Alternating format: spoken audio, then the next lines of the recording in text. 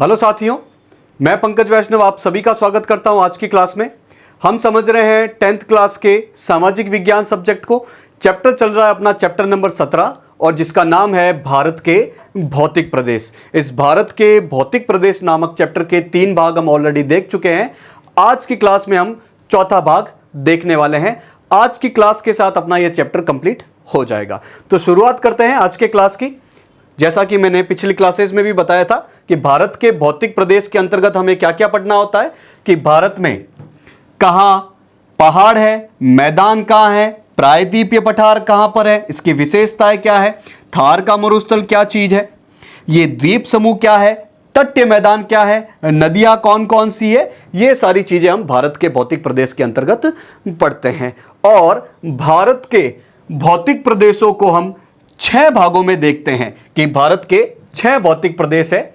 पहला हिमालय पर्वतीय प्रदेश, दूसरा सिंधु गंगा ब्रह्मपुत्र का मैदान, तीसरा प्रायद्वीपीय पठार, चौथा तटीय मैदान, पांचवा द्वीप समूह, छठा है पश्चिमी मरुस्थल। इन 6 भाग में से हम 5 भाग ऑलरेडी देख चुके हैं। हिमालय पर्वतीय प्रदेश, सिंधु गंगा ब्रह्मपुत्र का मैदान, प्रायद्वीपीय पठार, तटीय मैदान और द्वीप समूह, ये हम देख चुके हैं। आज की क्लास में हमें मुख्य रूप से पश्चिमी मरुस्थल को समझना है और इस पश्चिमी मरुस्थल के बहाने हम राजस्थान के पूरे भौतिक प्रदेश को एक बार देख लेंगे। तो शुरू करते हैं आज की क्लास को।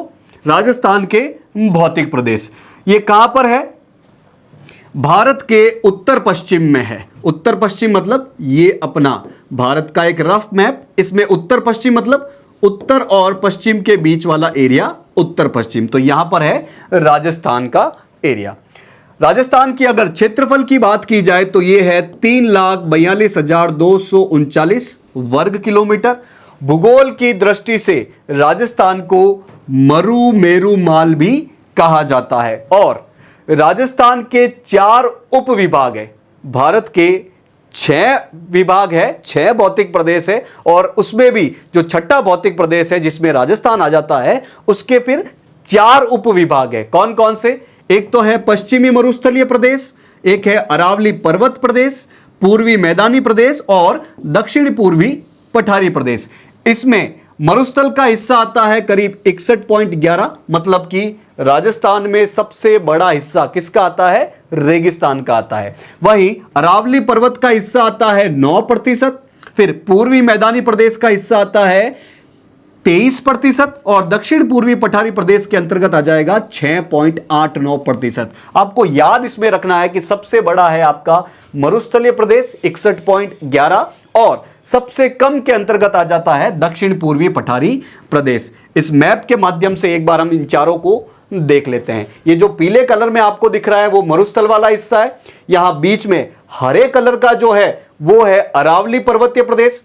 ये ब्लू कलर का, आसमानी कलर का जो दिख रहा है वो है पूर्वी मैदानी हिस्सा और सबसे अंत में इस तरफ है आपका पठारी हिस्सा, दक्षिण पूर्वी पठारी हिस्सा। तो इन चारों को एक एक करके हम देख लेते हैं। तो सबसे पहले आ जाएगा अपना पश्चिमी मरुस्थलीय प्रदेश। ये पीला वाला हिस्सा, सबसे बड़ा वाला हिस्सा, ये एक रेतीला मैदान है। नाम से ही समझ में आता है मरुस्थल मतलब ये रेतीला मैदान है। ये राजस्थान के पश्चिमी भाग में है। फोटो में भी देख पा रहे होंगे राजस्थान के ये पश्चिमी भाग में है। इसका विस्तार पाकिस्तान तक है। बाउंड्री क्रॉस करके ये पाकिस्तान के अंतर्गत भी आ जाता है। इसके पूर्व में अरावली पर्वतमाला है। इसके पूर्व में अरावली पर्वतमाला है। यहां पर बारिश बहुत कम होती है, इसीलिए यहां पर पेड़ पौधे भी बहुत कम मिलेंगे, पानी की कमी देखने को मिलेगी। 50 सेंटीमीटर से भी कम बारिश होती है, बहुत कम बारिश होती है। यहां तापमान ज्यादा रहता है, गर्मी बहुत ज्यादा होती है। गर्मी में ये 45 से 48 सेंटीग्रेड तक इसका टेम्परेचर चला जाता है और इस एरिया में भारत का सबसे ज्यादा तापांतर, मतलब गर्मियों में बहुत ज्यादा गर्मी पड़ेगी और सर्दियों में रात में बहुत ज्यादा ठंड पड़ेगी। तापमान का अंतर बहुत ज्यादा मिलेगा इस क्षेत्र में।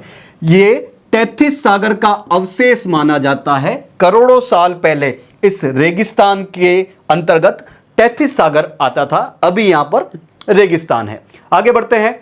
इसका ढाल कहां से कहां की ओर है? इसका ढाल उत्तर से दक्षिण और पूर्व से पश्चिम की ओर है, हालांकि ये इतनी इंपॉर्टेंट चीज नहीं है।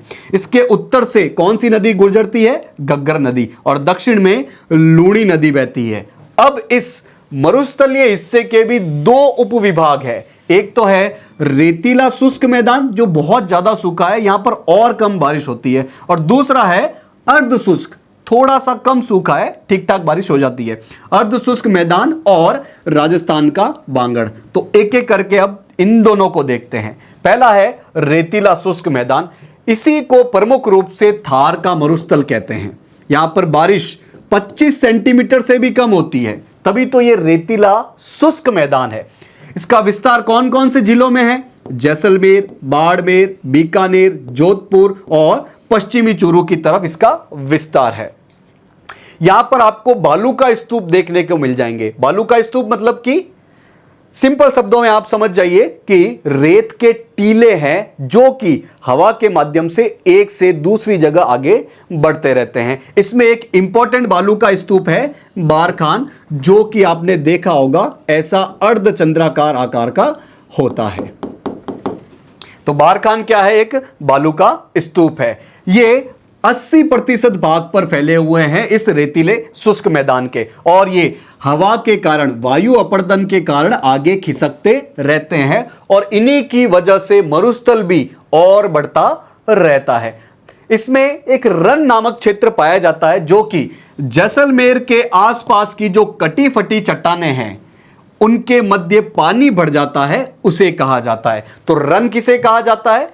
जैसलमेर जाओ, जैसलमेर में कटी फटी चट्टानें होंगी, वहां पानी भरा हुआ होगा, उसे कहा जाएगा रन। दूसरा हिस्सा है अर्ध शुष्क मैदान तथा राजस्थान का बांगड़। ये अरावली के जस्ट पास में है, अरावली के ठीक पश्चिम में है। यहां बारिश वो शुष्क वाले हिस्से से थोड़ी ज्यादा हो जाती है, 25 से 50 सेंटीमीटर। इसके उत्तर में घग्गर का मैदान है, मध्य में शेखावटी क्षेत्र है जिसे आंतरिक जल प्रवाह क्षेत्र भी कहा जाता है, और नागौरी उच्च भूमि है मध्य में। दक्षिण में इसके लूणी बेसिन है। पश्चिमी मरुस्थल हिस्से के दो हिस्सा, एक तो शुष्क और एक अर्ध शुष्क। शुष्क को हमने देख लिया, अब अर्ध शुष्क के भी और ये 4 हिस्से हैं। घग्गर का मैदान, शेखावटी क्षेत्र, नागौरी उच्च भूमि और लूणी बेसिन। एक एक करके इन चारों के बारे में भी हमें देखना होगा। तो सबसे पहले हम देख लेते हैं घग्गर प्रदेश। यहां एक इंपॉर्टेंट नदी बहती है, घग्गर नदी। ये हिमालय से निकलकर इस क्षेत्र में बहती है, आज भी बहती है, लेकिन पहले इसका प्रवाह ज्यादा था। इसे वैदिक काल में, प्राचीन काल में इसे सरस्वती नदी भी कहा जाता था। यह मुख्य रूप से गंगानगर और हनुमानगढ़ वाले क्षेत्र, राजस्थान के ऊपर वाले क्षेत्र में यह बहती है। दूसरा है आंतरिक जल प्रवाह क्षेत्र या शेखावटी क्षेत्र। यहां पर एक सांबर झील पाई जाती है जो कि नमक की झील है, बड़ी मात्रा में यहां से नमक निकलता है। आपने नाम सुना होगा, सांबर झील का फेमस झील है ये। इसमें मेंथा, रूपनगढ़, खारी ये नदियां बहती है। अब ये खारी तो आप आराम से याद कर पाओगे क्योंकि नमक है तो खारी हो जाएगा। फिर मेंथा और रूपनगढ़ आप अलग से याद कर दीजिएगा। इस क्षेत्र में जो प्राकृतिक रूप से बने हुए बांध होते हैं उनको जोहड़ कहा जाता है। जोहड़ किसे कहते हैं? प्राकृतिक बंधों को। किस क्षेत्र में मिलते हैं ये? आंतरिक जल प्रवाह वाले क्षेत्र में। तीसरा है नागौरी उच्च भूमि। इस नागौरी उच्च भूमि जो मिट्टी है वो लवणीय है, नमकीन है, और यहां पर नमक की झीलें बड़ी मात्रा में पाई जाएगी, जैसे कि डीडवाना, डेगाना, कुचामन, सुजानगढ़। आपने कुचामन, डेगाना, डीडवाना तो सुना ही होगा, सुजानगढ़ भी सुना होगा। ये 4 इंपॉर्टेंट नमक की झीलें हैं इस क्षेत्र में। फिर चौथा है लूणी बेसिन। चौथा है आपका लूणी बेसिन। इस बेसिन में एक इंपॉर्टेंट नदी बहती है, लूणी नदी, जो कि अरावली पर्वतमाला के नाग पहाड़ से निकलती है। अभी हम देखेंगे अरावली पर्वतमाला को और डिटेल में। इसकी प्रमुख सहायक नदियां कौन सी है? बांडी, जवाई, खारी, जोजड़ी और सूखड़ी। और ये कच्छ के रन गुजरात में जाकर खत्म हो जाती है, ये किसी समुद्र में नहीं मिलती है। यहां पर कुछ खारे पानी की इंपॉर्टेंट झीलें पाई जाती है, जैसे कि पचपदरा, सनवरला और कपराना। तो ये था अपना पश्चिमी मरुस्थलीय हिस्सा। अब राजस्थान का दूसरा हिस्सा, यानी कि ये हरा वाला हिस्सा जिसका नाम है अरावली पर्वतीय प्रदेश। ये विश्व की प्राचीनतम पर्वतमालाओं में से एक है। पूरी दुनिया की सबसे पुरानी पर्वतमाला है ये कहां से कहां तक फैली हुई है? क्या राजस्थान में ही है? नहीं, ये गुजरात से लेकर दिल्ली तक फैली हुई है और इसकी कुल लंबाई है 692 किलोमीटर, लेकिन राजस्थान में इसकी लंबाई है 550 किलोमीटर। यह इंपॉर्टेंट फैक्ट आपको याद रखना है। टोटल इसकी लंबाई है 692 और राजस्थान में इसकी लंबाई है 550 किलोमीटर। इसकी सबसे ऊंची चोटी है गुरु शिखर, जो कि माउंट आबू में स्थित है। आपने नाम सुना होगा गुरु शिखर का और माउंट आबू का, तो माउंट आबू में जाइएगा, सबसे ऊंची चोटी आपको मिल जाएगी गुरु शिखर। इसके कुछ अरावली के कुछ क्षेत्रीय नाम है अलग अलग हिस्सों के हिसाब से, जैसे कि उत्तर में इसको अलवर की पहाड़ियां कहा जाता है, सीकर में इसको मालखेत की पहाड़ियां कहा जाता है और सीकर में सबसे ऊंची चोटी है रघुनाथगढ़ चोटी। इसी तरह मध्यवर्ती अरावली का जो बीच वाला हिस्सा है वहां पर नाग पहाड़ स्थित है, जो कि अजमेर जिले के अंतर्गत आ जाएगा और यहां एक ऊंची चोटी है तारागढ़ चोटी। ये अरावली राजस्थान के संदर्भ में बहुत इंपॉर्टेंट रोल अदा करता है, जैसे कि ये पश्चिमी मरुस्थल को पूर्व की ओर आगे बढ़ने से रोकता है। अरावली आ गया बीच में, इसीलिए मरुस्थल आगे नहीं बढ़ पा रहा है। बंगाल की खाड़ी से आने वाली मानसून को रोककर ये पूर्वी राजस्थान में बारिश करवाता है। अरावली ये है, मानसून की पवनें इधर से भी आती है, इधर से भी आती है, तो इनको तो रोक नहीं पाता है, इनको रोककर ये पूर्वी राजस्थान में अच्छी खासी बारिश करवाता है। यहां पर बड़ी मात्रा में आपको खनिज मिल जाएंगे, 60 से ज्यादा खनिज मिल जाएंगे, लोहा वगैरह अलग अलग खनिज मिल जाएंगे। यहां प्रमुख नदियां निकलती है अरावली से, जैसे कि बनास है, इंपॉर्टेंट है, बेड़च है, लूणी है, ये तो हमने देख लिया है, कोठारी, सूकड़ी, खारी, साबरमती, ये भी इंपॉर्टेंट नदी है, और बाणगंगा नदी, कुछ इंपॉर्टेंट नदियां हैं जो कि अरावली से निकलती है। यहां पर प्रमुख झील पाई जाएगी अरावली के पैरों में, जैसे सिलीसेड है, राजसमंद है, जयसमंद है, फतेह सागर है, पिछोला है, आना सागर है। ये राजस्थान की बहुत इंपॉर्टेंट झीलें हैं, फेमस झीलें हैं। तो ये अरावली के पैरों में, अरावली के पद वाले क्षेत्र में ये पाई जाएगी। अब अरावली में भी कुछ इंपॉर्टेंट पहाड़ियां हैं, जैसे कि पहला है मेवाड़ की पहाड़ियां। नाम से ही समझ में आता है कि इसका विस्तार कहां पर है, राजसमंद, उदयपुर और कुछ हिस्सा इसका भीलवाड़ा और चित्तौड़गढ़ के अंतर्गत भी आ जाता है। अब इसमें कुछ टर्म हमें याद रखने हैं, जैसे कि गिरवा। गिरवा क्या है? उदयपुर जाओगे आप, उदयपुर के चारों तरफ जो तस्तरी नुमा पहाड़ियां पाई जाएगी, उस क्षेत्र को कहा जाएगा गिरवा। इसी प्रकार एक भोराट का पठार है। पठार के बारे में पहले बता चुका हूं, यह होता है पहाड़, यह है मैदान, और पठार क्या है? ऊपर उठा हुआ हिस्सा जो कि ऊपर से समतल होता है। तो भोराट का पठार इस मेवाड़ की पहाड़ियों के अंतर्गत आता है, जो कि कुंभलगढ़ से लेकर गोगुंदा के बीच में स्थित है। इस मेवाड़ की पहाड़ी की एक प्रमुख चोटी है जरगा। तो जरगा किस के अंतर्गत आ जाएगी? अरावली के अंतर्गत आ जाएगी, लेकिन अरावली के कौन से हिस्से के अंतर्गत आएगी? मेवाड़ की पहाड़ियों के अंतर्गत आएगी। इसी प्रकार दूसरा हिस्सा है माउंट आबू खंड, फेमस है, इसमें उड़िया पठार पाया जाएगा। इसी में अरावली की सबसे ऊंची चोटी स्थित है गुरु शिखर, जिसकी ऊंचाई है 1722 मीटर। यह इंपॉर्टेंट चीज आपको याद रखनी है। अरावली की सबसे ऊंची चोटी गुरु शिखर कहां पर स्थित है? माउंट आबू में। इसकी हाइट कितनी है? 1722 मीटर। और हिमालय उत्तर में रह गया, नीलगिरी दक्षिण में रह गई, इसके बीच में ये ऊंची चोटियों में से आ जाती है। कौन सी? गुरु शिखर। तो हिमालय और नीलगिरी के बीच में ऊंची चोटियों में से एक चोटी है गुरु शिखर। आगे बढ़ते हैं।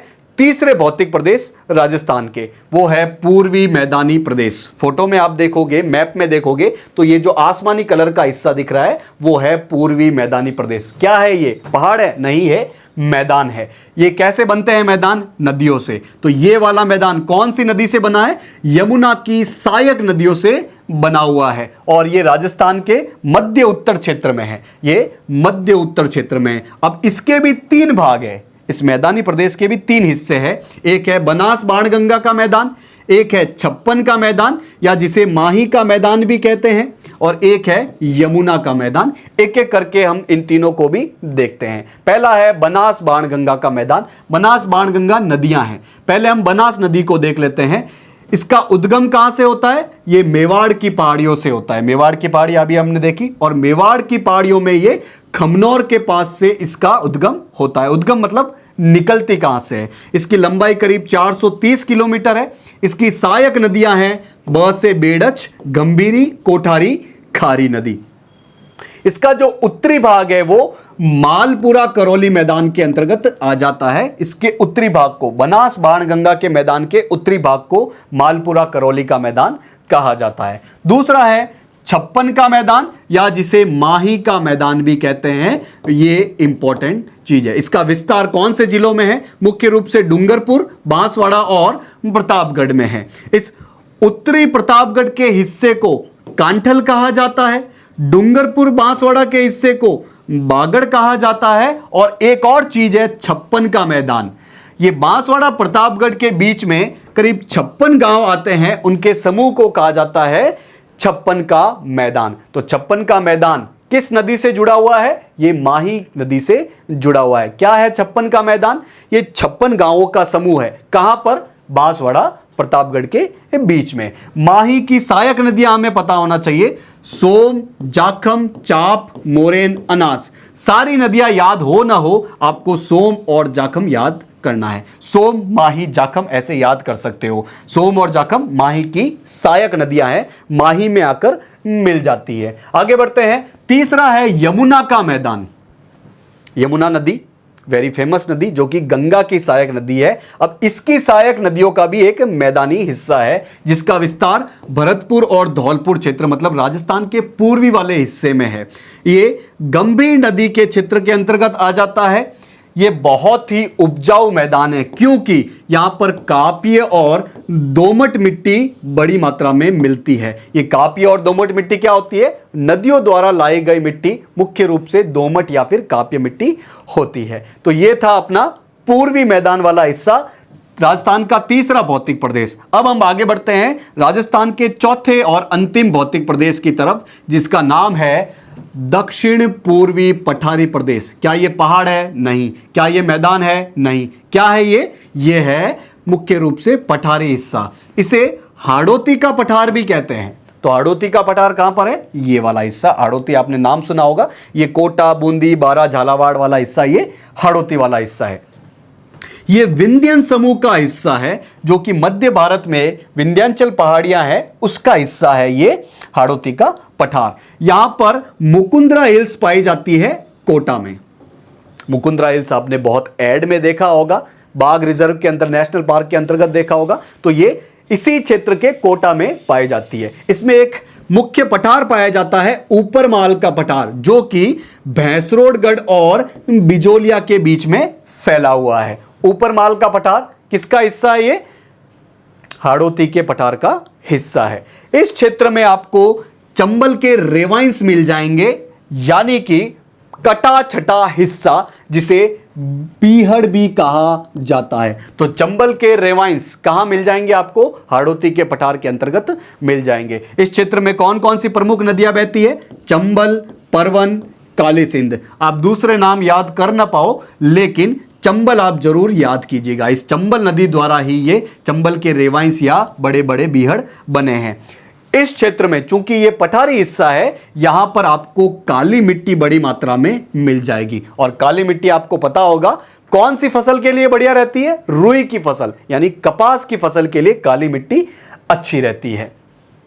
तो अपने राजस्थान के भौतिक प्रदेश, 4 भौतिक प्रदेश, इनको भी हमने डिटेल में देख लिया। और इसी के साथ अपने भारत के भौतिक प्रदेश का छठा हिस्सा पश्चिमी मरुस्थल भी कंप्लीट होता है। भारत के भौतिक प्रदेश 6 थे, हमने 6 एक एक करके बड़े डिटेल में बड़ी आसानी से देख लिया। और इसी के साथ अपना चैप्टर नंबर 17 भारत के भौतिक प्रदेश कंप्लीट होता है। आपको करना क्या है? जो भी 4 भाग हमने देखे हैं उसको साथ साथ रिवाइज करते रहना है, ताकि आपके दिमाग पे बर्डन ना आए। और चूंकि वीडियो देख ही रहे हो आप, तो आपको रिवीजन से आपका ये पार्ट मजबूत हो जाए। तो रिवाइज करते रहना है, पढ़ाई करते रहना है और अपने स्वास्थ्य का भी ध्यान रखना है। आशा है कि आज की क्लास आपको समझ में आई होगी। आज की क्लास से जुड़ने के लिए आप सभी स्टूडेंट्स का बहुत बहुत धन्यवाद।